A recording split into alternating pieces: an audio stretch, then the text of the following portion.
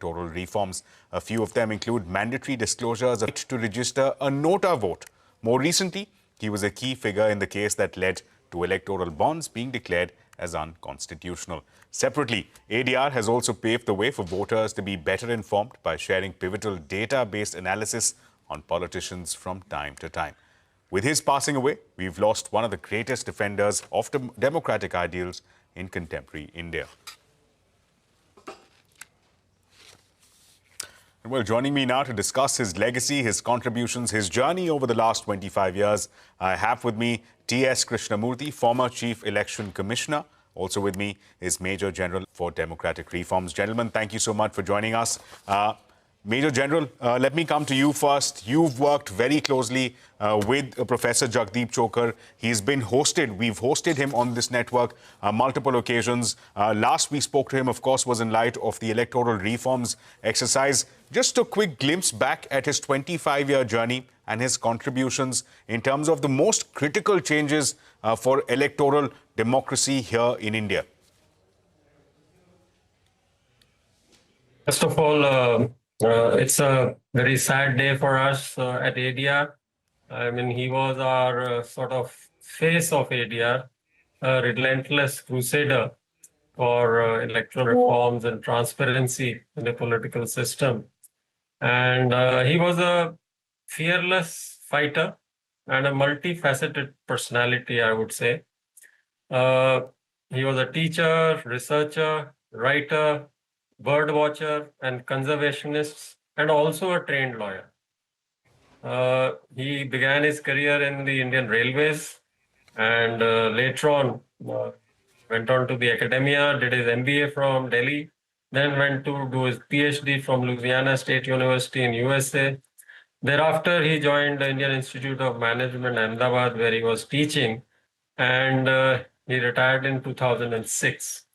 There in IIM Ahmedabad, he met Professor Shastri and some other like-minded professors who worried about the state of the criminality and money power in the Indian political system, decided to do something about it, and that is where the ADR was formed. And as you're aware, ADR has played a critical role in enhancing transparency in Indian elections for the last 2 decades or so. Personally, I have been with ADR for about 11 years after my retirement from the army and was in close touch with Professor Chhokar. He was an institution by himself. We learned so much from him, and he mentored and guided the ADR throughout its journey, along with the other trustees, of course. And as you're aware, there have been a number of landmark Supreme Court judgments in favor of ADR because we took up cases wherever we felt that the citizens' rights are being denied or there is a need to have more transparency in the political system. And because of his experience as a lawyer, basically he used to guide us and in the various PILs that were filed by our team. And he was a prolific writer, researcher. I mean, his research papers have been published in all over the world. Right. In very prestigious this thing. He's taught in several countries. And not only with ADR, he was associated with a number of organizations. Like one was this Ajivika Bureau. For over 10 years, he's been working with them. They work on the issue of migrant labor and all that. And then he used to also teach at certain universities pro bono on certain management issues and all. And basically, I would say a very fine human being he was. A bit short-tempered, of course, but he would fight for whatever he felt was wrong. And his contribution towards the civil society of our country is immense. And I think it is a very major loss for the civil society as well as the whole nation. Right. In fact, speaking of his contributions, amongst his very first was a PIL that he'd filed way back in 1999 And at the time, that was the PIL which resulted in the 2002 and then the 2003 verdict from the top court, which mandated the antecedents, the criminal, financial, and educational backgrounds of all political leaders to be submitted with the Election Commission. Speaking of the EC, Mr. Krishnamurthy is also with us, joining us live. Mr. Krishnamurthy, when you look back at this journey of Professor Chhokar, what to your mind, as far as the Election Commission is concerned, were the key changes that you observed on account of his intervention, on account of ADR's intervention? Very good afternoon. I'm thankful to you for inviting me on this occasion, very solemn occasion. I'm extremely sorry and feel very bad about his sudden passing away, Mr. Chhokar. I knew him from the very first day that I was in the Election Commission in 2000. Well, you asked me to judge about his contribution. I think he was a remarkable human being who started a remarkable institution with a lot of credibility. Most of the electoral reforms that came into existence in this country, at least since I joined the Election Commission, he had a role to play because although the decisions were given by the Supreme Court on most of these issues, like filing an affidavit or nota or any other electoral bonds and so on, they were all given by Supreme Court, not by the government of the day. And these results, these judgments of the Supreme Court came primarily because Association for Democratic Reforms and the Election Commission joined together and supported each other in the bringing of the necessary electoral reforms. I feel very sad about his sudden passing away. I'm sure this credible institution that he has built and the remarkable research activities of this institution on various issues related to the Indian elections will always be a testimony to his contribution for electoral reforms. Right. Let's dive into some specifics. Major General Verma, let me come to you. His journey, at least in terms of the impact that he's had, was at a pinnacle with the electoral bonds case. 2024 Supreme Court scrapped it and saying that there is a right to information, that people should know where their political parties are getting their money from. Give us, for the benefit of our viewers, the essence of that verdict. How important was it in terms of cleansing political funding in India? And is the journey over? Is there more work that's required? Well, the journey is not over. There's still more to be done because muscle power and money power are still ruling the roost in our political system. And we all know the major, this thing was, the electoral bond scheme was introduced by the government in the name of transparency, whereas it was actually the opposite. Everything was opaque. If you do not know who the donor is, then where is the transparency? But be that as it may, the Supreme Court did not do anything for a few years. It was only in 2019 that the case was taken up, though we had, the hearing was done for the first time, though we had filed the petition immediately after the electoral bond scheme was introduced, saying that this should be scrapped because this is absolutely non-transparent. And of course, then some other people also joined in and helped with the PIL, and when the hearings took place, and ultimately the Supreme Court gave a verdict and scrapped the thing.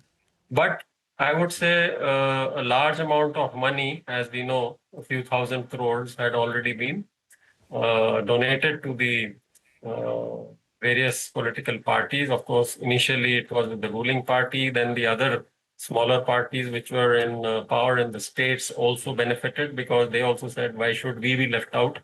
And later on, we all saw how the State Bank of India resisted giving the details of the electoral bonds per se, the paper. And when they were literally forced to do it, then they came out with the details. And after that, we know that various journalists and activists and media houses dug out the whole truth, and so many corporates were found to have donated money to the ruling dispensation. And the quid pro quo, the twisting of arms and whatever, the various things which came out. But the issue was that nothing much was done after that. A lot of hue and cry was raised.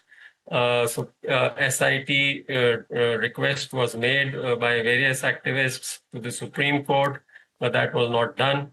So therefore, whatever the money had been received by the political parties went into their coffers. And the right thing would have been for that money to be recovered, because most Major of General. it was ill-gotten. Right, so that's clearly what you're saying is a journey and effort that Professor Chhokar had begun that you'd have to continue. Mr. Krishnamurthy, let me come to you. One of the key decisions, one of the key areas where Professor Chhokar had an impact was a Supreme Court decision that required an interim direction at that, which required the appointment of election commissions to be done by a collegium consisting of the Prime Minister, the LOP, as well as the CJI. That was, of course, undone with the central government legislation. How critical are decisions like those, are initiatives like those for ensuring accountability and neutrality of the Election Commission? I have always taken the stand, while in service and thereafter. I have always taken the stand that the collegium system on the lines of appointment of the CBI director or the Central Vigilance Commissioner should also be followed in the appointment of the election commissioners and the chief election commissioner. But there are two other areas which I think I need to mention. One is about the law relating to political parties. In fact, ADR, under the aegis of both Mr. Chhokar and Mr. Tirulochan Shastri, drafted a model law for regulating the political parties. I remember that I was in the committee headed by Justice Venkatachalaya to review the law, and we suggested a lot of changes in the law, which need to be seriously considered by the government. But unfortunately, the law regulating political parties seems to be in the back burner even now. The second point is about the funding of the political parties. He rightly objected to the lack of transparency in the electoral bonds. And I feel it is still an open issue. Unfortunately, he has died prematurely. I think some changes are required in the political funding. I have covered all these aspects in my new book on Beyond the Ballot, Paradoxes of Democracy. Mr. Chhokar and Mr. Shastri, because I have visited them when they were in the IIM Ahmedabad. I have addressed the meetings of ADRs both in Ahmedabad and Delhi. And it is indeed a very unfortunate thing that his work is not completed, but I am sure his institution and the person who is representing the ADR now, Major Verma, I think they should all take it up and they should not leave this any unattended. I think we have to aggressively fight for electoral reform, because almost all political parties do not seem to be giving any importance to electoral reforms, right, which in my opinion are very important. One more thing that I think I should mention is the kind of first past post system that we follow is outdated. It needs to be replaced by a more authentic representative democracy. Right. We're completely out of time. Major General, I'll come to you for one final comment. Speaking of work that needs to be continued, the SIR matter, the Bihar SIR matter, special intensive revision. ADR is a petitioner there that's being argued before the Apex Court as we speak. Again, what to your mind are some of the important takeaways that ADR will need to be pushing for? Is a delinking of the SIR with the election is something that is required, something that you'll be batting for in the Supreme Court? Yes, that was one of the prayers of ours, and since the matter is sub judice, I wouldn't like to say much. The hearings are going on, and the next one is, I think, on Monday. So let's hope that it works out in the interests of the common voter and the citizens, and it becomes a exercise in inclusivity and not exclusion of people. Right, Major General, thank you so much for joining us. Mr. Krishnamurthy, thank you for taking our time to speak to us about Professor Chhokar, his journey. Again, number of contributions last 25 years, which have taken electoral democracy a step forward. But as both the former CEC, Mr. Krishnamurthy, as well as Major General Verma were pointing out, that there were various initiatives which are still awaiting, which still need regulatory clarity, whether that's regulation of political parties, whether that's instances and exercise of power under the special intensive revision. These are efforts which ADR says they will continue going forward. But that's unfortunately all the time that we have. We're heading into a very short break, but don't go anywhere. With 10 days to go for India's festive season, Samsung India is positive that the consumer sentiment will be robust this time around. An exclusive conversation when we come back.